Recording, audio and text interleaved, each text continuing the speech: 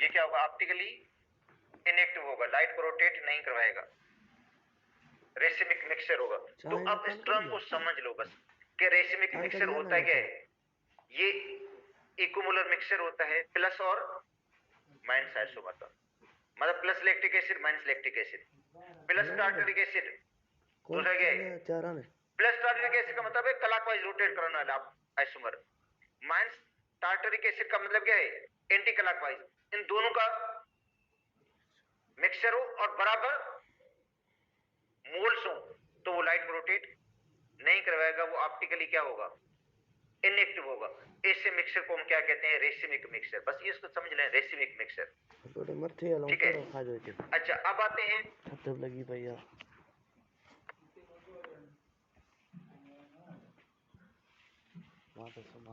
Tartaric acid.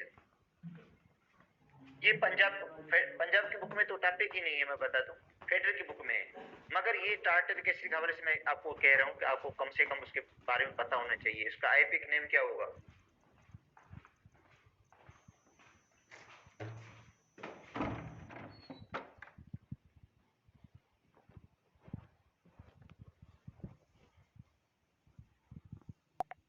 Acid का।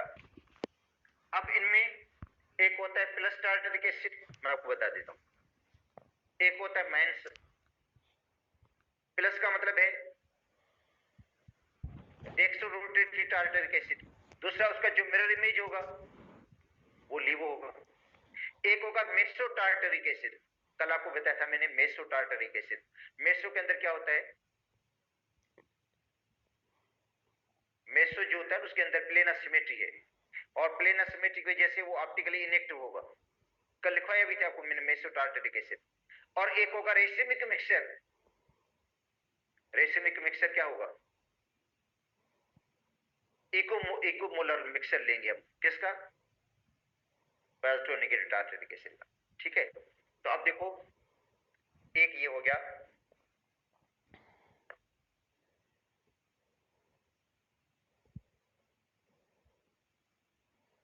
चार सी लिख देता हूं मैं यहां पे, चार कार्बन, OH, यहां पे H, यहां पे H, इधर OH और ये COOH, ठीक है। तो ये टार्टरिक एसिड है, ये क्या है, टार्टरिक। अगर इसको आप कहते हैं प्लस टार्टरिक एसिड,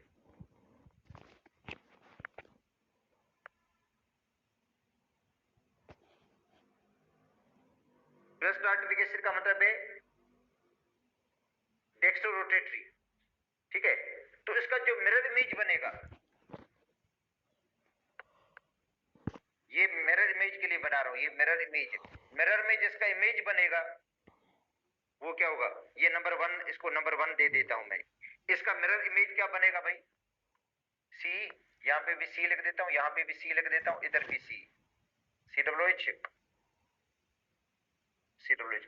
तो मिरर में इमेज का मतलब इसके पासे को पलट देना, इनकी साइड्स को चेंज कर देना, इसकी साइड्स ऐसे हो जाएंगी, तो क्या हो जाएगा, H इस तरफ आ जाएगा, OH इससे आ जाएगा। इसके साइड को चेंज करेंगे, मिरर इमेज का मतलब है मिरर का इमेज, इसका साइड चेंज हो जाएगी, और ये OH इस तरफ आ जाएगा, H इस तरह आ जाएगा। तो ये इसका मिरर इमेज है, ये इसका क्या है,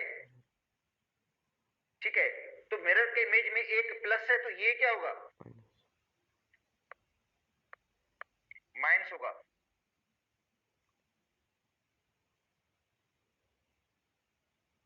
अच्छा, इन पेयर्स को क्या बोलेंगे हम, अगर आपको क्वेश्चन आ जाता है इस तरह का स्ट्रक्चर देकर आपको पूछा जाता है, इन पेयर्स को क्या बोलेंगे हम, इनशियोमर्स बोलते हैं। इन पेयर्स को क्या बोलते हैं, इनशियोमर्स। ये ऑप्टिकली क्या है, ऑप्टिकल एक्टिव है भाई, ऑप्टिकल एक्टिव आइसोमर्स है ना, ऑप्टिकल एक्टिव है, मगर एक दूसरे के क्या है, non superimposable mirror images है। नॉन सुपर इंपोजेबल का मतलब क्या है, अगर इसको मैं उठाकर इसके ऊपर रखूंगा तो पूरा छुपेगा नहीं, COOH में भले छुप जाएगा, मगर ये जो OH है ना, ये किसके ऊपर आएगा, तो छुपेगा नहीं। H किसके ऊपर आएगा, तो पूरा छुपेगा नहीं। तो ऐसे मिरर इमेज को क्या बोलेंगे, non superimposable mirror image क्या होगा फिर? जो पूरा छुप जाए। अच्छा, जो अगर सुपर इंपोजेबल है तो वो ऑप्टिकल आइसोमर होगा भी नहीं, मैं बता देता हूं। अगर वो मिरर इमेज सुपर इंपोजेबल है, सुन लो, अगर मिरर इमेज सुपर इंपोजेबल है तो समझेंगे वो ऑप्टिकल एक्टिव होगा ही नहीं, उसके अंदर कायरल कार्बन नहीं होगा ना। ठीक है। अच्छा, अब एक और बना लेता हूं मैं, एक और बना लेता हूं स्ट्रक्चर में, इसको देखें आप गौर से।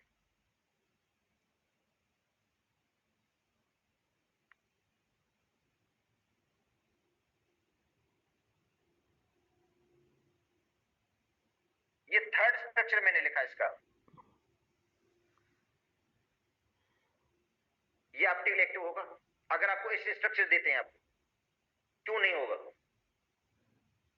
हालांकि इसके अंदर कायरल कार्बन मौजूद है, कायरल कार्बन है या नहीं है? ये सिर्फ OH लगा हुआ है, H लगा हुआ है, CH ग्रुप लगा है, नीचे एक पूरा ग्रुप डिफरेंट ग्रुप लगा हुआ है। इस कार्बन को देखें, OH H CH, इसका मतलब इसके अंदर दो कायरल कार्बन है। अगर कायरल कार्बन एक है तो समझे 100% क्या होगा? ऑप्टिकल एक्टिव होगा। अगर कायरल कार्बन एक है जिससे इलेक्ट्रिक एसिड था, मगर जब दो कायरल कार्बन हो तो श्योरिटी से हम नहीं कह सकते कि ऑप्टिकल एक्टिव होगा। क्यों? क्योंकि इसके अंदर मेसो भी तो हो सकता है ना। इधर देखो, इसके अंदर प्लेन ऑफ सिमेट्री भी तो हो सकता है ना। देखो ये क्या है? प्लेन ऑफ सिमेट्री है। अगर इसको कट करेंगे दोनों से क्या हो जाएंगे? एक दूसरे के क्या होंगे? आइडेंटिकल होंगे, है ये नहीं है? अगर इसको कट कर दें तो देखो ये है नहीं, इधर OH है, इधर भी OH है, इधर H है, इधर भी H है, मगर इसमें ऐसा नहीं है। इधर H है तो यहां पे क्या है? इसमें देखो OH है तो यहां पे क्या है? मगर इसके अंदर देखो क्या है? CN, इधर क्या है? यहां पे भी क्या है? इधर क्या है? इधर क्या है? तो इसका मतलब है ये दोनों से एक बराबर कट गया नहीं है, तो इसको क्या कहते हैं? प्लेन ऑफ सिमेट्री है इसके अंदर।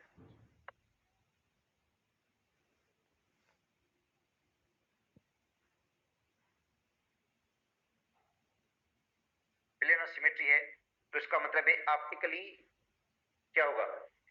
ऑप्टिकल इनेक्टिव होगा। इसको कहते हैं meso tartaric acid.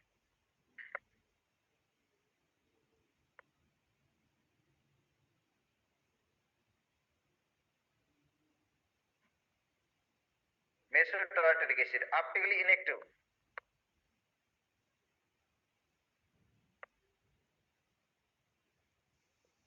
Optically inactive है।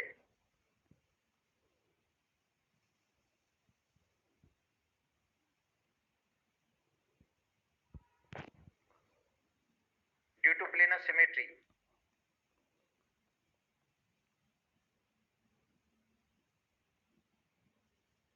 इसके अंदर plane of symmetry optically inactive होगा। तो इसका मतलब इन दो रिलेशनशिप क्या है? इनर्शिया, इसका इसका रिलेशनशिप क्या होगा?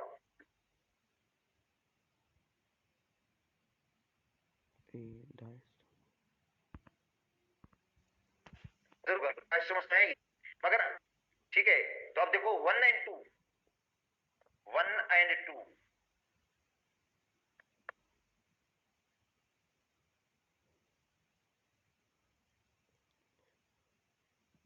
Are enantiomers। 1 एंड 2 क्या है? enantiomers है। 1 और 3 क्या होंगे? 1 और 3 enantiomers नहीं है। इन अच्छा, इनको कहते हैं डायस्टीरोमर्स। एक टर्म इस्तेमाल होता है डायस्टीरोमर्स।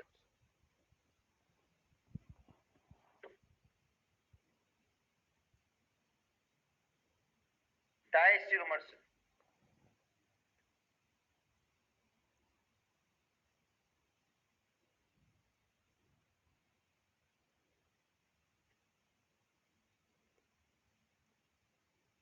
The stereo isomer.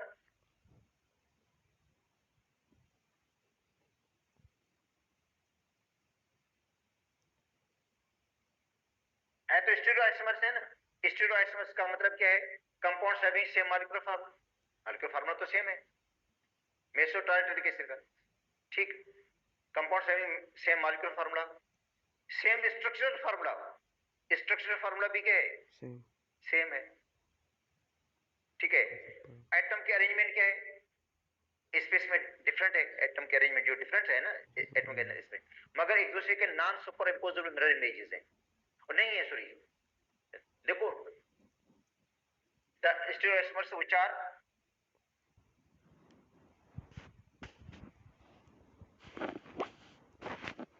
Not super इंपोजेबल,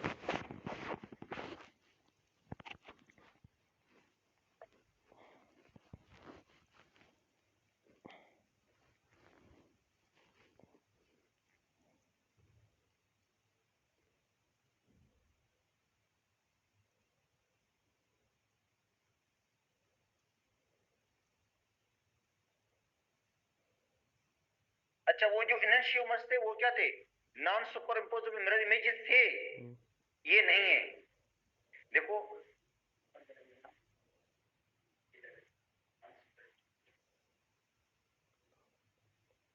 non superimposable mirror image, देखो ये non superimposable mirror image है, अच्छा मिरर इमेज नहीं है एक दूसरे के, ये इसका मिरर इमेज नहीं है, मिरर इमेज है नहीं है ना, तो स्टीरियो आइसोमर्स तो है, स्टीरियो आइसोमर है, स्टीरियो आइसोमर है, ऑप्टिकल आइसोमर की मैं बात नहीं कर रहा हूं, मैं किसकी बात कर रहा हूं, मैंने क्या लिखा वहां पे, ऑप्टिकल आइसोमर नहीं लिखा मैंने, क्या लिखा है, स्टीरियो आइसोमर है, 1 और 3 स्टीरियो आइसोमर हैं, मगर एक दूसरे के non superimposable mirror images नहीं है, इनके लिए टर्म इस्तेमाल कौन सा करता है, डाई स्टीरियोमर्स,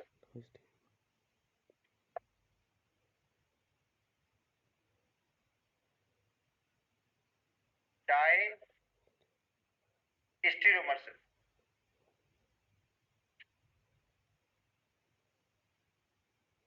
इनके लिए टर्म इस्तेमाल करते हैं डाई स्टीरियोमर्स, इसका मतलब है 1 और 3, 1 एंड 3, 1 और 3 क्या होंगे, डाई स्टीरियोमर्स होंगे, डाई स्टीरियोमर्स होंगे, मतलब स्टीरियोआइसोमर्स तो है मगर एक दूसरे के non superimposable mirror image नहीं है, उनमें एक ऑप्टिकली एक्टिव है तो दूसरा ऑप्टिकली क्या है, इनएक्टिव है या नहीं है, एक ऑप्टिकल क्या है, ये ऑप्टिकल एक्टिव है मगर ये ऑप्टिकली क्या है, इनएक्टिव है, एक दूसरे का आइसोमर्स है, इनर्शियोमर्स नहीं है, इनर्शियोमर्स नहीं है, क्योंकि इनर्शियोमर्स की कंडीशन क्या है कि वो एक दूसरे के non superimposable mirror image हो, non superimposable mirror image हो, तो ये तो है दोनों, ये और ये कि दूसरे के मिरर इमेजेस हैं नॉन सुपर इंपोजेबल, मगर 1 और 3 एक दूसरे के non superimposable mirror image नहीं है, ठीक है बेटा, अगर इसका मिरर में इमेज देखोगे तो ये बिल्कुल ही नहीं बनेगा इसका मिरर का इमेज, ठीक है, इसको हम क्या कहेंगे, डाई स्टीरियोमर्स, क्या बोलेंगे, डाई स्टीरियोमर्स, मगर ये जरूरत नहीं है इसकी वैसे। अच्छा अब एक होता है प्लस और एक होता है minus tartaric acid,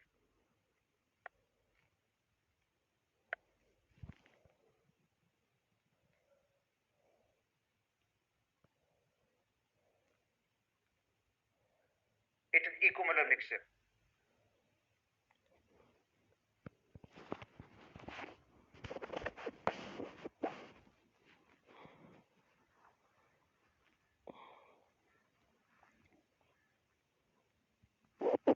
it is equivalent mixture of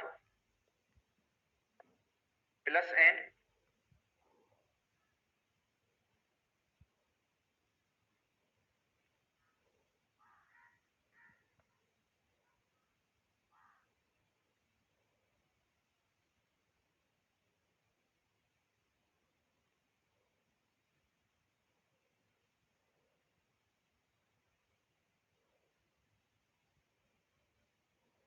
taric acid, it is racemic mixture,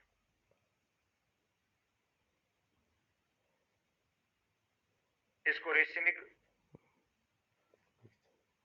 mixture कहते हैं, it is optically inactive,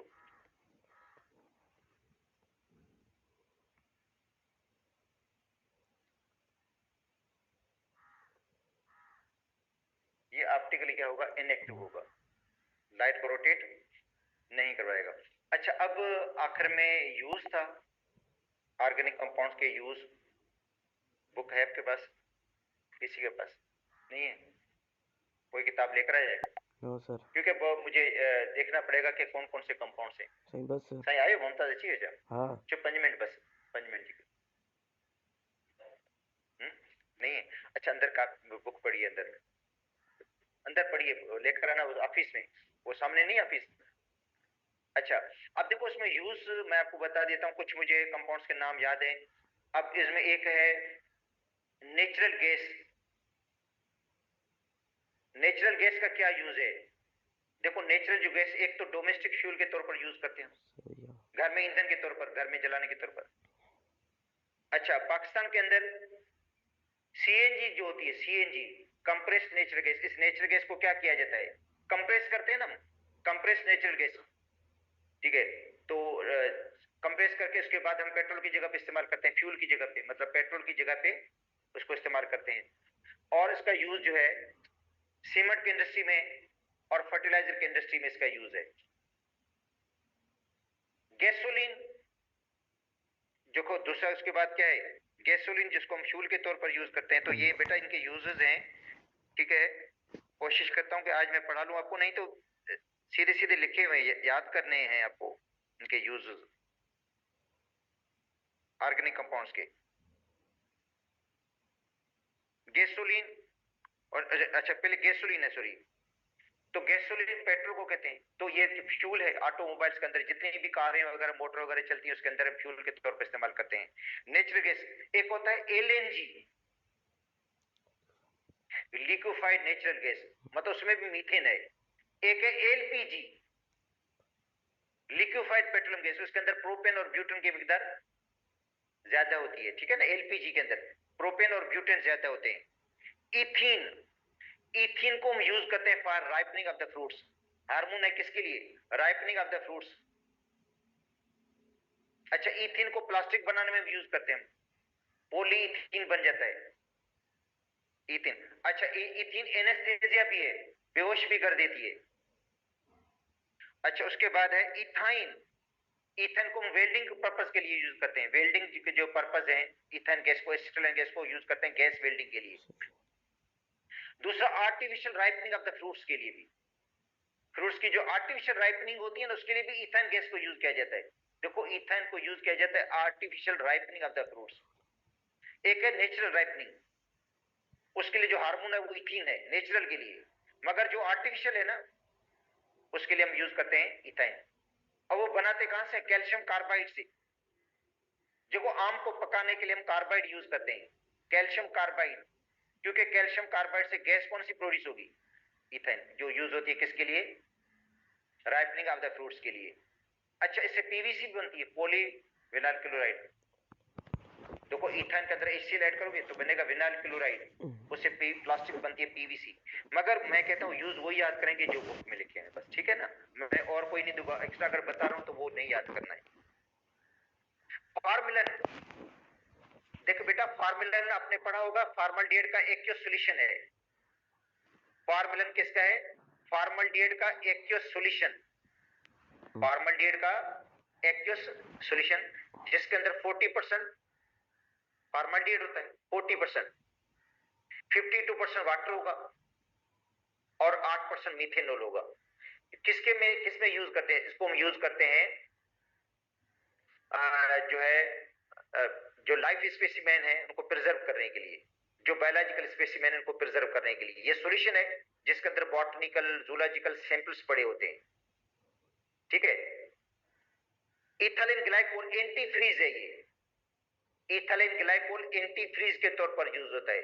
1,2 ethane डाइहोल इसको कहते हैं, ये क्या है, एंटी फ्रीज है। अगर पानी के अंदर इथाइलिन ग्लाइकोल डाल देंगे आप लोग तो पानी फ्रीज नहीं होगा, पानी फ्रीज नहीं होगा, जमेगा ही नहीं पानी, क्योंकि ये एंटी फ्रीज है। पानी को जमने से क्या करता है, ये रोक लेता है। ये वहां पे इस्तेमाल होता है, गाड़ी का जो रेडिएटर है, जहां सर्दियां ज्यादा होती है ना, और गाड़ी का जो रेडिएटर में पानी पड़ता है, वो पानी किस फ्रीज हो जाता है, तो गाड़ी का रेडिएटर टूट जाता है, गाड़ी का जो रेडिएटर हो गया हो जाता है, टूट जाता है ना, क्योंकि आपको पता है जब वाटर फ्रीज हो जाता है तो वॉल्यूम उसका क्या हो जाता है, बढ़ जाता है, आइस बन जाती है, वॉल्यूम बढ़ जाता है, वॉल्यूम बढ़ने की वजह से जो गाड़ी का रेडिएटर वो टूट जाता है, इसलिए उसके अंदर इथिलीन ग्लाइकोल डाल देते हैं, एंटी फ्रीज है, तो वो पानी को जमने फ्रीज होने नहीं देगा, तो एंटी फ्रीज के तौर पर यूज करते हैं इसको, ठीक है। फिनोल एंटीसेप्टिक डिसइंफेक्टेंट के तौर पर यूज होता है फिनोल जो है, और इंक प्रिजर्वेटिव भी है ये, इंक प्रिजर्वेटिव का मतलब है इंक को जो है वो खराब होने से बचा लेता है, कुछ होते हैं प्रिजर्वेटिव। अच्छा, डाइथिल ईथर जो है एनेस्थेसिया के लिए इस्तेमाल होता है, एसिटिक एसिड विनेगर के तौर पर यूज होता है, एसीटोन नेल पॉलिश रिमूवर के तौर पर यूज होता है। तो ये यूज आप थोड़ा देख लेना, क्योंकि सीधे सीधे लिखे हुए बस इसमें याद करने हैं बस आपको लोगों को, तो ये थोड़ा देख लेना यूज। तो आपका जो टेस्ट होगा उसमें ये टॉपिक सारे आएंगे, मैं बता देता हूं, मतलब उसके अंदर आइसोमेरिज्म भी आएगा, यूजेस भी आएंगे ऑर्गेनिक कंपाउंड्स के, जितने मैंने आज तक टॉपिक पढ़ाए वो सारे आएंगे, तो यूज भी याद कर लो उसके अंदर, आप यूज याद करने जैसे हैं आपको, मतलब